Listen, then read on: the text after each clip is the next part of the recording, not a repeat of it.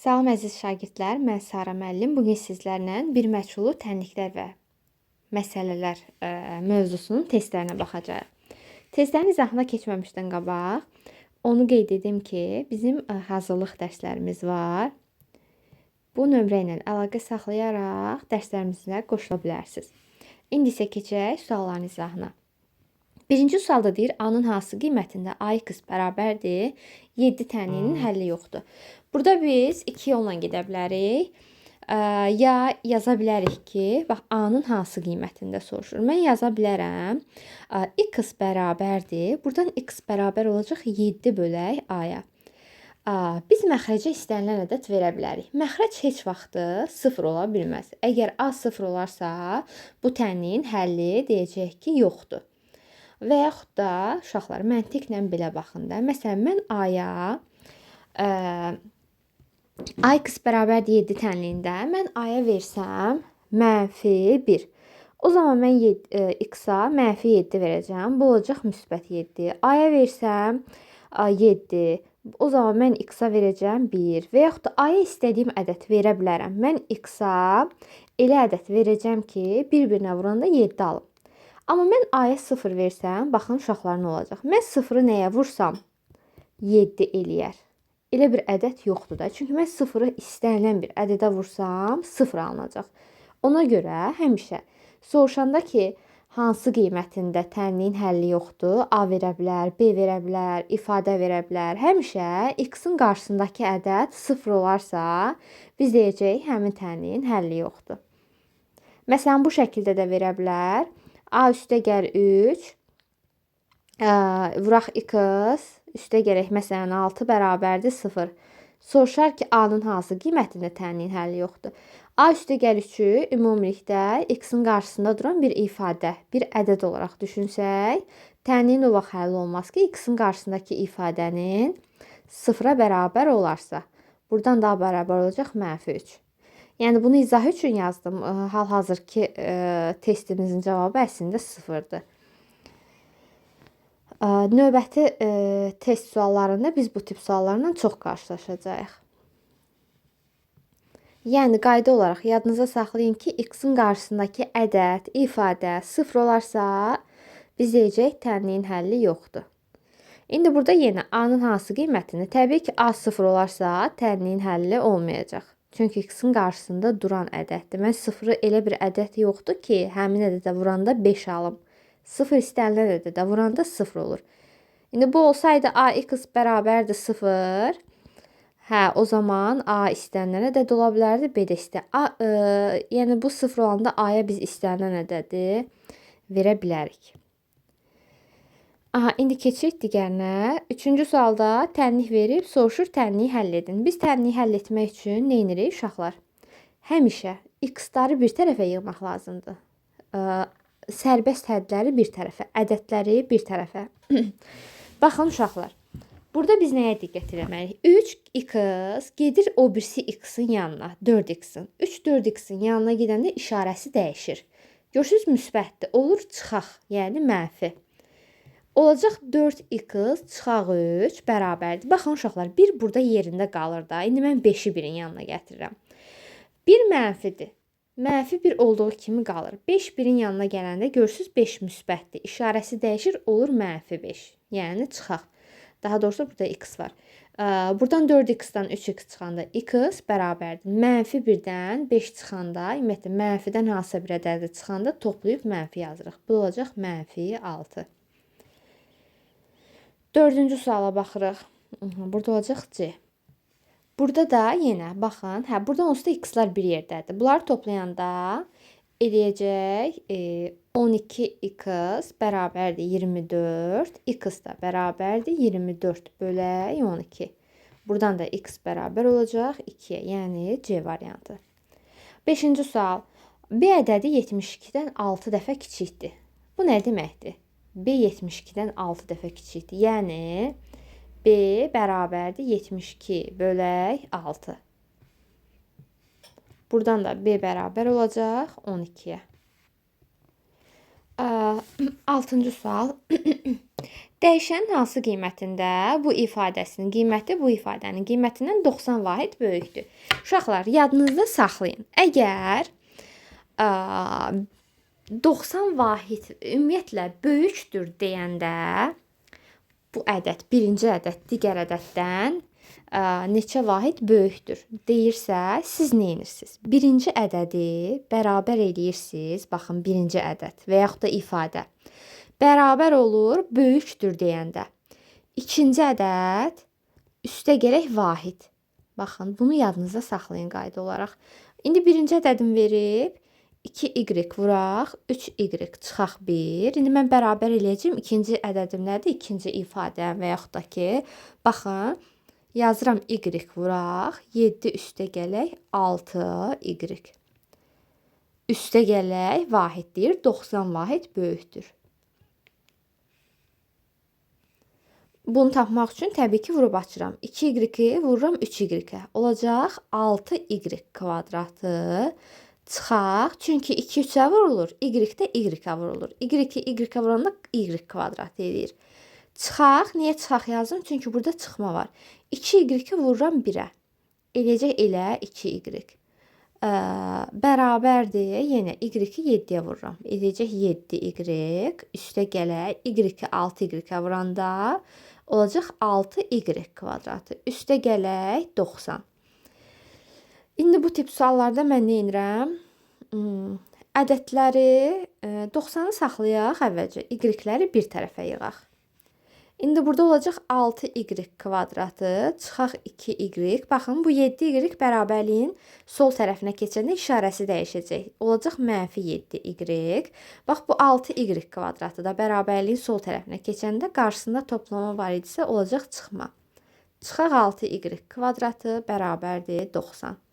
Baxın, 6y kvadratı 6y kvadratı. Eyni ifadədir. Biri müsbətdir, biri mənfi. Bunlar islah olunur. Qalır mənfi 2y çıxaq 7y. Mənfi 2-dən 7 çıxanda toplanır, qarşısında mənfi yazır. Olacaq mənfi 9y bərabərdir 90. Y də bərabərdir 90-ı bölürəm. Kəsir xəttindən bölək mənfi 9-a. Burada da olacaq müsbəti mənfiyə böləndə eləyir mənfi. Mənfi 10. Yəni 6A variantı. Baxıram 7-ci suala. 7-ci sualda tənlik verib, deyir tənliyi həll edin. Burada uşaqlar nə edirəm? Mötərizənin hər birini vurub açıram. 0.5-i vururam x-a. Olacaq 0.5x. Üstə gəl 0.5-i vururam 3-ə.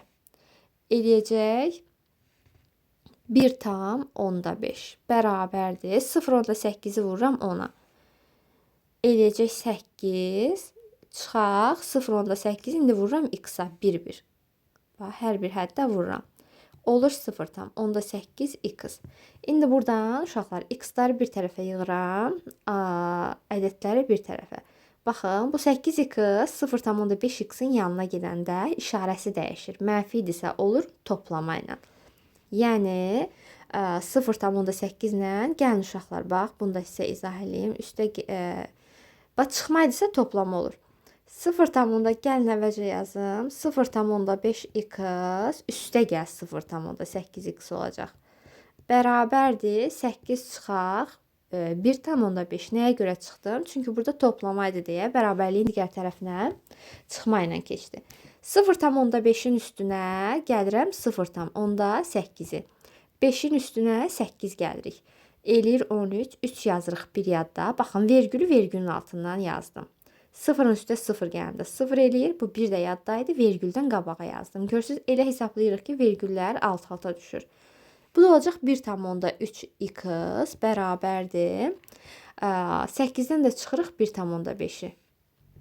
İndi uşaqlar, bəziləriniz 8-dən 1.5-i çıxa bilmir. Bunun üçün necə yazıram? Yazıram 8. Bax, görürsünüz 1.5-dir. Bax, 1 tamı tamın altına yazdım. Vergül atdım 10.5. İndi mən 8-in də vergüllə ayırmalıyam ki, vergüllə vergül alt-alta düşsün. 8 tam 0 yazdım. İndi nə edirəm? 8-dən 1 onluq verirəm. 10-dan 5 çıxanda 5. Burada qalmışdı 7. 7-dən də 1 çıxanda qalır 6. Vergül də vergülün altına yazılır. Olur 6 tam onda 5. Aha, indi buradan x bərabərdir. 6 tam onda 5-i bölürəm 1 tam onda 3-ə. Burada deyiləcək 65-i 13-ə böləndə eləyir 5. Görürsünüz, hər ikisindən eyni vergülü sildim. Nəyə görə? Çünki hər ikisində vergüldən sonra bir dənə rəqəm gəlmişdi. Ona görə bu da eləyəcək 5. Yəni C variantı. İndi baxıram 8-ci suala. Eyni həmin qaydada. Baxın, -2-ni 2x-a vuranda eləyəcək -4x. Yazıram, üstə gələk. Nəyə görə üstə gələk yazdım? Çünki 2 mənfi, 1 mənfi. Bax, qabaqlarında mənfi var. Mənfi mənfiyə vuranda üstə gəl olur, yəni müsbət olur.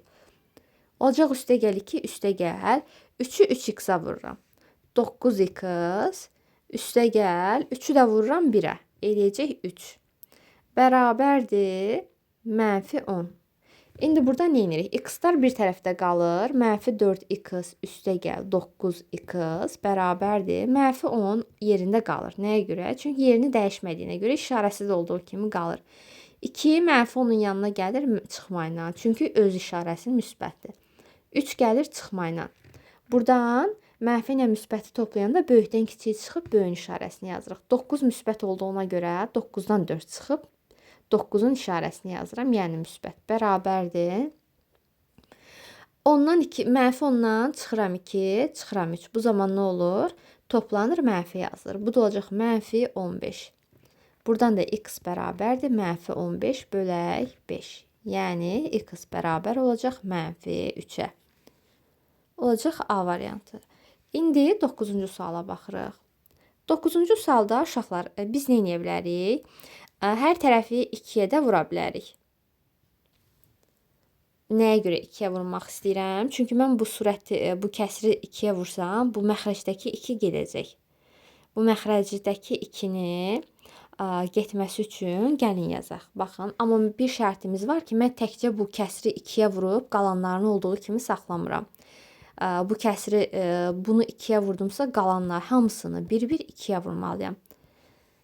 Bu olacaq 2-də 2 vuraq. Baxın, 2-yə vurdum. Amma x çıxaq 3-ü mötərizədə yazdım. Əgər mən yazsaydım 2 vuraq, x çıxaq 3, bəzi uşaqlar səhvən belə yazır.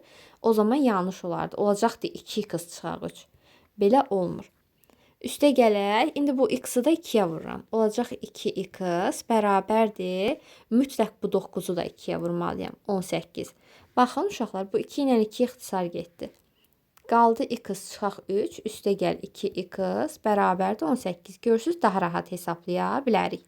X ilə 2x toplayıram 3x bərabərdir. Bu 3 mənfidir. 18-in yanına gedəndə işarəsi dəyişib olacaq müsbət. Yəni 18 üstə gələk 3. Buradan 3x bərabərdir 21. X da bərabərdir 21 3-ə bölürəm 7. Bu da olacaq D variantı. 10-cu sual.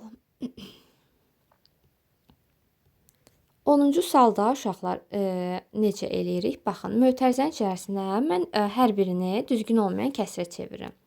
Olacaq 2-də düzgün olmayan kəsrə çevirəndə 2-ni 8-ə vurub üstünə 1 gəlirəm. 2-də 17 çıxaq. 8-də 8-i 3-ə vururam, üstünə 3 gəlirəm. 24, 27. Vuraq 2. Üstə gəl, x bərabərdir 12. Adi qaydada, əgər adi kəsirlərin toplanmasını, çıxılmasını bilirsinizsə, bunu da rahat həll eləyəsiniz. İndi mən bu 2-ni məxrəci 8 olan ədədə gətirmək istəyirəm. Yəni 2-ni 8-ə gətirmək üçün mən gərək bu 2-ni 4-ə vuram ki, bu məxrəclər bərabərləşsin. Mən 2-ni 4-ə vursam, ümumi məxrəcim olacaq 8. Mən bu kəsrin məxrəcini 4-ə vurdumsa, mütləq surətini də 4-ə vurmalıyam. 17-ni də 4-ə vuranda eləyəcək 68. Çıxaq, elə 27 də qalır. Nəyə görə? Çünki onun kəsri ilə məxrəci 8 idi. Vuraq, indi vuraq 2. Üstə gəl x bərabərdir 12. İndi burada 2 ilə bu 8 gedir. Burada qalır 4. Məxrəcdə 4 qalır. Surətdə də qalır 41. Üstə gəl x bərabərdir 12. İndi mən burada nə edə bilərəm? Yenə bax, bayaq tətbiq elədiyim qaydanı burada tətbiq edə bilərəm. Mən baxıram ki, mən bu kəsrin məxrəcindən azad eləmək istəyirəm də. Yəni sadəcə istəmirəm məxrəc olsun. Çünki məxrəc olsa uzun hesablayacağam. Ortaq məxrəcə gətirməli olacağam və s. Onun üçün mən hər bir tərəfi neçəyə vursam ixtisar gedər. 4-lə 4 qalmaz burada. Təbii ki, ən kiçiyə də 4. 4-ə vuranda bu tərəfdə vurulacaq 4-ə. 4x olacaq. Bərabərdir 12-ni də vuracağam 4-ə. Bu halda bu 4 ilə bu 4 ixtisar gedir. Qalır 41 üstə gəl 4x bərabərdir 48.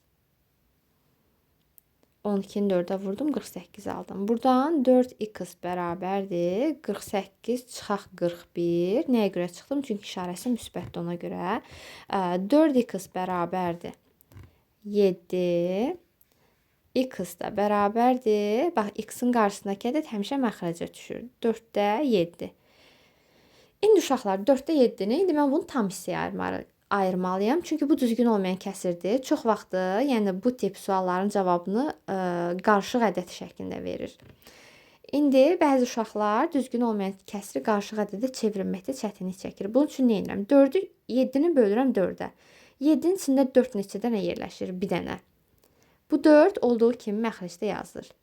Bəs yaxşı, 7-ni 4-ə böləndə qalıq neçə qalır? Qalıq 3 qalır. Qalığı da yazıram sürətə. Bu da eləyəcək 1/4-də 3. Yəni D variantı.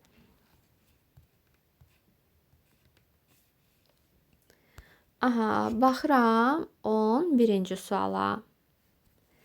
Baxın uşaqlar, tənliyin köklərindən biz bunu diskriminantla da həll edə bilərik. Və yaxud da Viet teoremindən də yaza bilərik. Diskriminantla həll eləsək çox uzun gedərik. Bu tip suallarda baxın, görürsüz x kvadratın qarşısında ədəd yoxdur. Ona görə mən bunu Viet teoremindən həll edirəm. Viet teoreminə görə tənliyin kökləri cəmi, bax kökləri cəmi. Baxın, belə izah edin. Bu ikinci gələn ədəd var, x-in qarşısındakı ədəd. Həmin x-in qarşısındakı ədədin əksinə bərabərdir. Həmin düsturdan istifadə eləsəm, bu tənliyin kökləri cəmi nə olacaq? Bu x-in qarşısında neçə dayanıb? 1 dayanıb da, o da yazılmır. 1-in də əksi neçədir? -1. Sonra x1 vuraq x2 isə bərabərdir. Baxın, buradakı sərbəst ədədə. Mənfidirsə mənfisinə, müsbətdirsə müsbətinə. Mən də bura yazıram -6. İndi uşaqlar, hansı ədədi bir-birinə vursam -6 eləyər? -2-ni müsbət 3-ə vursam, -3-ü müsbət 2-yə, -1-i müsbət 6-ya, -6-nı müsbət 1-ə vursam. İndi bu ədədlərdən bu tənliyin köklərindən biri -1, biri 6 və yaxud da biri -6, biri müsbət 1 ola bilməz. Nəyə görə? Çünki mən bilirəm ki, bunların eyni zamanda cəmi -1 eləməlidir. Heç, yəni 6 ilə 1-in cəmi heç vaxt -1 eləməz. Bu gedir. Sonra gəlir -2 ilə -3, -3 ilə -2 olduğu hal. Tənliyin köklərindən biri -2, biri müsbət 3 olsa, bu olacaq -2 üstə gəl 3. Bu zaman mənfi və müsbət ədədin toplanması olacaq. Burada bizim qaydamız nə idi?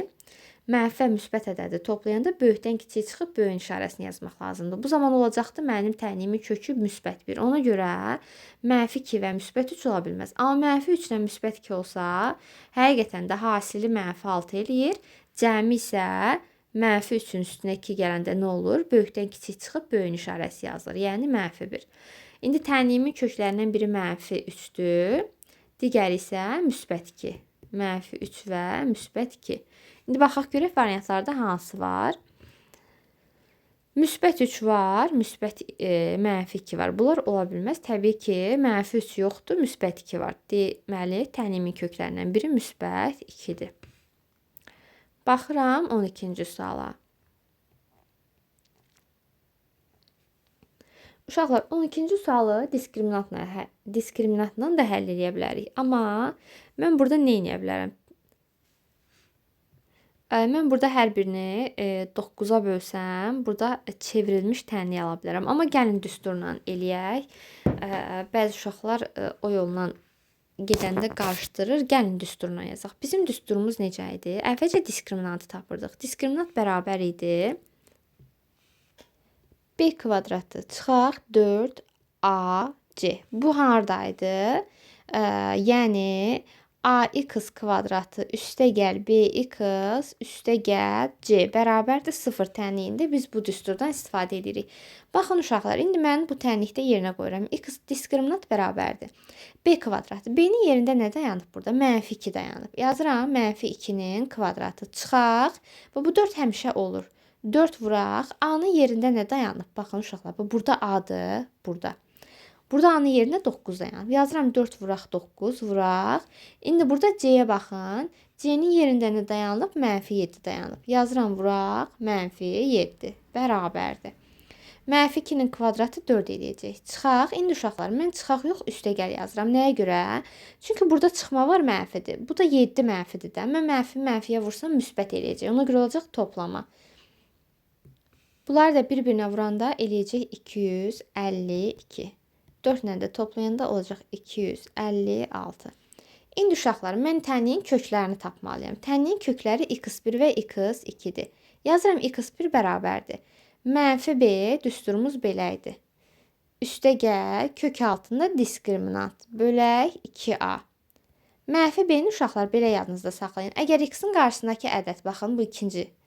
Mənfidirsə müsbətini yazırsınız. Müsbətdirsə mənfisini yazırsınız. İndi mən baxıram ki, burada 2x müsbətdir. Ona görə mən yazıram -2. Yəni bərabərdir, x1 bərabərdir. -2 üstə gələk kök altında diskriminant. Diskriminantı mən neçə tapmışam? 256. Yəni kök altında 256. Məxrəcdə də 2 vuraq A. 2 vuraq A neçədir? Baxın 9-dur. 9 bərabərdir. Burada uşaqlar, üzr istəyirəm. Burada baxın 2 mənfi olduğuna görə müsbət deyib mənfi yazmışam. Müsbət 2 olacaq. Nəyə görə? Çünki işarəsi dəyişir. Müsbət 2 olsaydı mən bura mənfi yazardım. Amma mənfi 2 olduğuna görə işarəsini dəyişib yazırıq. Burada olacaq 2 üstə gəl. 256-dan kök 16 çıxır. Məxrəcdə də 2 vuraq 9, 18. Surətdə də 2-nin üstünə 16 gələndə elə 18 eləyir. Birbaşa yazıram. 18 ilə 18 gedir, qalır 1. Tənliyimin birinci kökü 1-dir. Daha doğrusu köklərindən biri 1-dir. Fərqi yoxdur. Ya birinci, ya ikinci. Yəni orada yerləri fərqli də verilə bilər. Yəni onun heç bir əhəmiyyəti yoxdur. Əsas odur, işarələri düzgün olsun. İndi baxıram uşaqlar, x2-ni tapıram. x2 də uşaqlar eyni həmin qaydada tapılır. Sadəcə burada toplamaydısa, x2-də çıxmasını yazıram. İndi görürsünüz, yazacağım 2 çıxaq kök altında 256. O da eləyəcək çıxaq 16-da. 256-dan kök 16 çıxır. Məxrəcdə də 18, 2 vuraq 9. Burada da eləyəcək 18-də 2-dən 16 çıxmışam. Görürsünüz, kiçikdən böyük çıxmışam. Ona görə böyükdən kiçik çıxıb mənfi yazacağım. Yazacağım -14. Bunlar da ixtisar gedir 2-yə. -9-da 7. Demək ki, tənliyimin köklərindən biri müsbət 1-dir, digəri isə -9-da 7-dir. Bu da olacaq A variantı. İndi biz birinci x1-i 1 tapdıq, x2-ni -9-da 7 tapdıqsa, yəni o demək deyil ki, birinci 1 yazılmalıydı, sonra -9-da 7. Bəzi uşaqlar burada çaşırlar, yəni fərqi yoxdur. x2-ni də birinci yaza bilərsiniz, x1-i sonra da yaza bilərsiniz. Əsas odur ki, tənliyin köklərini düz tapmış olasınız. 13-cü sual. 13-cü sualda yenə uşaqlar diskriminantdan istifadə edirsiniz. Və yaxud da hər tərəfi 7-yə bölə də bilərik. 7-yə bölsək. İndi gəlin bunu başqa yolla eləyək. Mən burada nə edirəm? Bunu Viet teoreminə gətirmək üçün çevirə bilərəm. Yəni çevrilmiş tənlik kimi yaza bilərəm. Bu zaman nə olacaq? Gəlin uşaqlar, elə bunu da diskriminantla yazaq. Baxın, yazıram 7x kvadratı. İndi yenə həmin düstur yadımızdadır. Diskriminant bərabər idi. Orada tənliyi də yazmışdım. Düsturda yazmışdım. Onu əzbərləyin. Mən nə edirəm? İndi yazıram b kvadratı. B-nin yerində baxın 1 dayanır. X-in qarşısında 1 var. Yazıram 1-in kvadratı. Çıxaq. 4 vuraq. 4 AC idi də. A-nın yerində 7 dayanır. C-nin yerində də 8, -8 bərabərdir. 1-in kvadratı eləyir 1. Yazıram üstəgəl. Nəyə görə? Çünki bu da mənfidir, 8 də mənfidir. Mənfiyi mənfiyə vursam olacaq müsbət. Bunları da bir-birinə vuranda eləyəcək 224. Toplayanda da olur 225. Diskriminantım 225'dir. İndi düsturda biz nə edirdik? Əgər x-in qarşısında duran ədəd müsbətdirsə mənfisini yazırdım. Yazıram x1 bərabərdir. X-in qarşısında müsbət 1 dayanıb. Yazıram -1. Üstə gələk kök altında diskriminant. Yəni kök altında 225. 225-dən də kök, gəlin buraya yazım, kök altında 225. Məxrəcdə də yazıram 2 vuraq a. 2 vuraq a-nın yerində 7 dayanıb. 7 bərabərdir. -1 üstə gəl. 225-dən çıxır 15. 2-ni də 7-yə vuranda 14 bərabərdir. -1-in üstünə 15 gələndə eləyəcək 14. Bölürəm 14-ə bərabərdir. Bunlar gedir, qalır 1. Tənliyimin köklərindən biri 1-dir. Digər köküm isə olacaq x2 bərabərdir. -1. Baxın, burada toplamaydı deyə mən yazıram çıxaq 15. Bölək 14.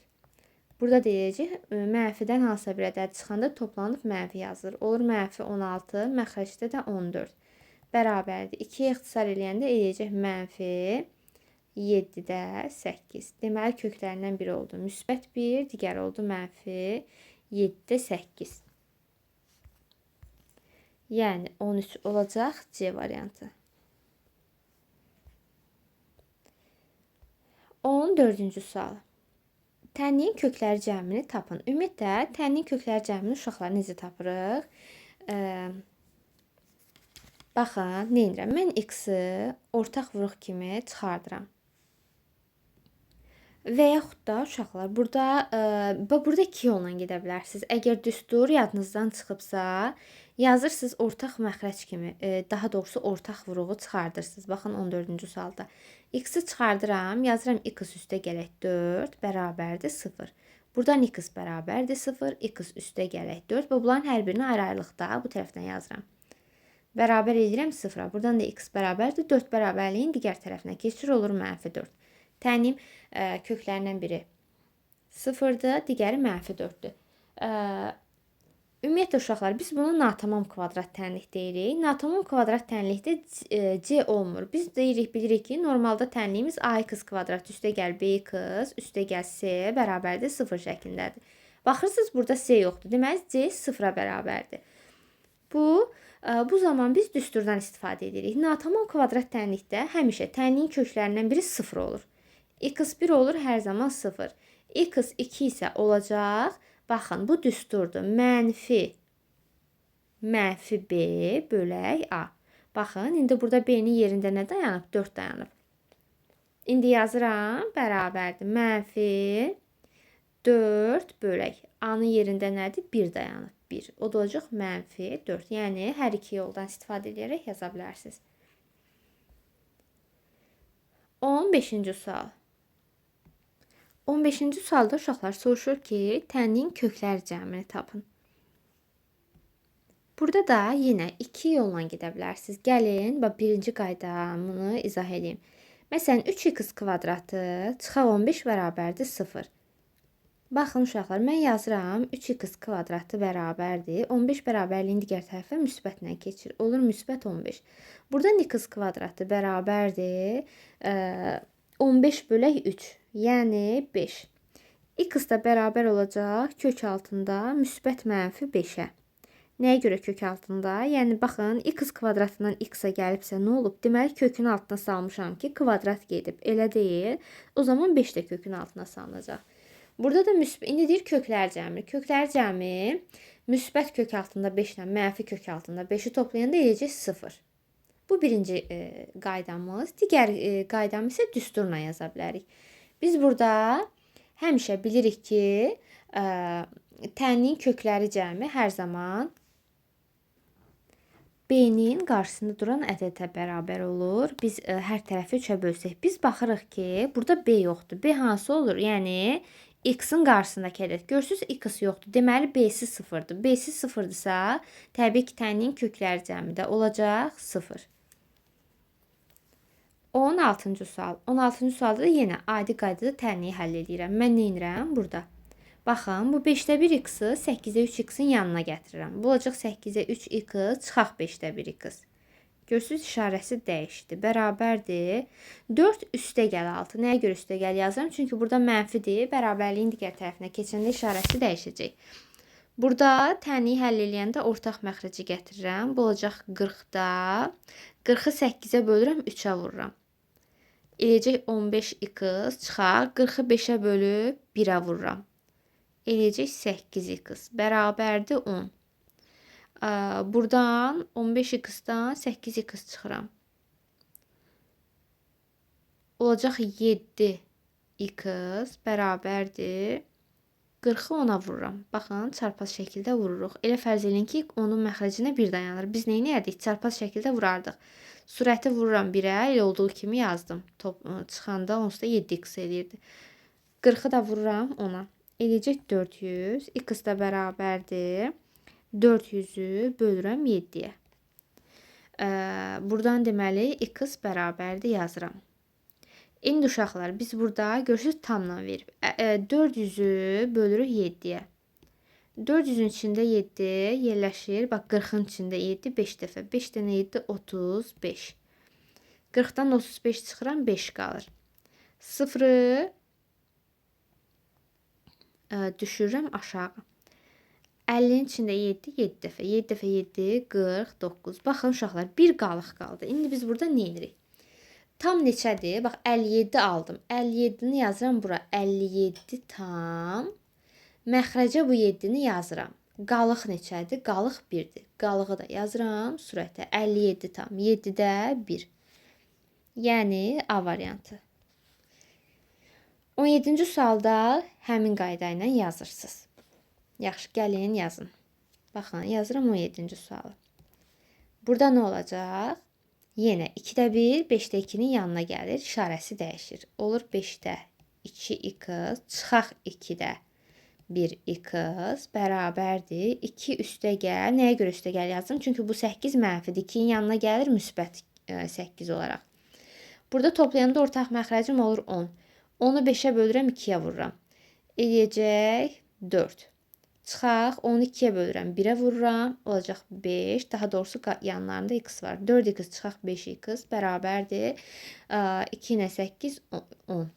Yenə, baxın, yuxarıda olur mənfi 1x, mənfi x bərabərdir. Onu çarpaz şəkildə vurulur. 100. Buradan da x bərabərdir, mənfi 100.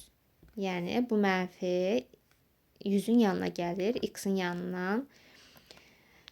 Yəni, mənfi qism müsbət 100-dürsə, müsbət qismdə olacaq mənfi 100. Yəni, bunların işarələri əksdir deməkdir. Bu da olacaq Y variantı. 18-ci sual. 18-ci sualda biz nə edirik? Mötərizəni vurub açıram. X-i x-a vururam. X kvadratı. Üstə gəl. X-i vururam 2-yə. 2x bərabər. İndi gəlin uşaqlar.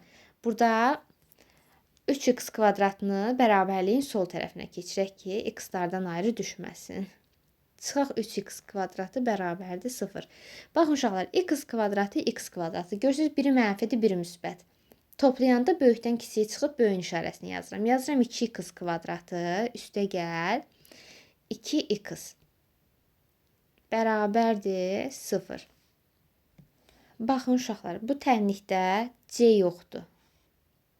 Sərbəst ədəd yoxdur da. Məsələn, burada 2, üstə gəl 6, üstə gəl 5, 3, 2, 1 ola bilərdi. Yoxdur. Ona görə tənliyimin köklərindən biri hər zaman C-si yoxdursa, əgər 0 olur.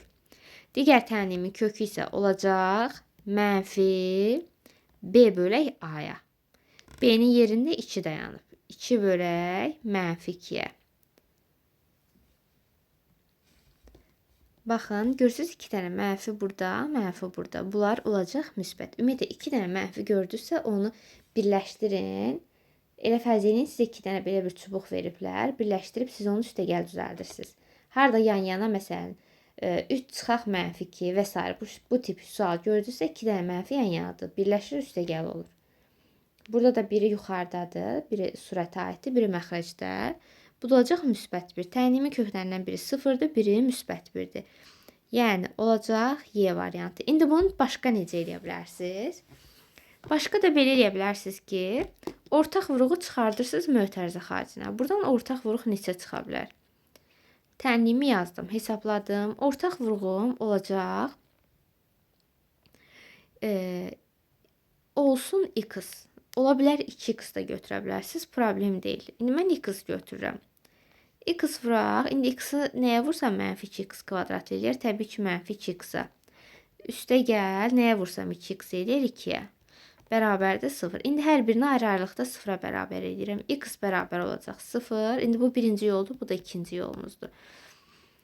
X bərabərdir 0. İndi mənfi 2x üstə gəl 2-ni bərabər edirəm 0-a. Buradan mənfi 2x bərabərdir mənfi 2-yə. X da bərabərdir mənfi 2 bölək mənfi 2. Burada olacaq x bərabərdir 1. Görürsünüz, eyni qaydada həll edir. Siz buradan 2x-i da çıxarda bilərdiniz mötərizə xaricinə. Yenə eynədə də alacaqdınız. Fərqi yoxdur. Düstur yadınızdan çıxırsa bu qayda ilə gedə bilərsiniz. Baxıram 19-cu suala. Baxın, yenə x-i x-a vururam. X kvadratı çıxaq. X-i 1-ə vururam. X. Bu tərəfdəki 2x kvadratını bərabərliyin sol tərəfinə keçirirəm. Olacaq çıxaq 2x kvadratı. Bərabərdir 0. X kvadratları 1 toplanır. Mənfi 2x kvadratından x kvadratını toplayanda olur. Böyükdən kiçik çıxıram. Mənfi 2-dən 1. Böyüyün işarəsini yazıram. Burada olacaq mənfi 1x kvadratı çıxaq x bərabərdir 0. Burada x1 bərabərdir hər zaman 0-dır. Çünki burada x kvadratı və x varsa, başqa ədəd yoxdursa, biz burada x1-i 0 götürürük. Yəni bu nə deməkdir? Bu ax kvadratı üstə gəl bx üstə gəl c bərabərdir 0 tənliyinin natamam formasıdır da. Görürsünüz, a-nın yerinə burada 1 dayanır. Burada da b-nin yerinə 1 dayanır. Görürsünüz, c yoxdur. C yoxdursa, c hər hansısa bir ədəd olur. Üstə gəl hansısa bir ədəd ola bilərdi, amma yoxdur. Bu olur natamam kvadrat tənlik. Natamam kvadrat tənliyin köklərindən biri hər zaman 0 olur. Digər kökü də olacaq x2 bərabər olacaq mənfi b. Baxın, buradakı kimi mənfi b bölək a. İndi nə yazıram? Mənfi b. Mənfi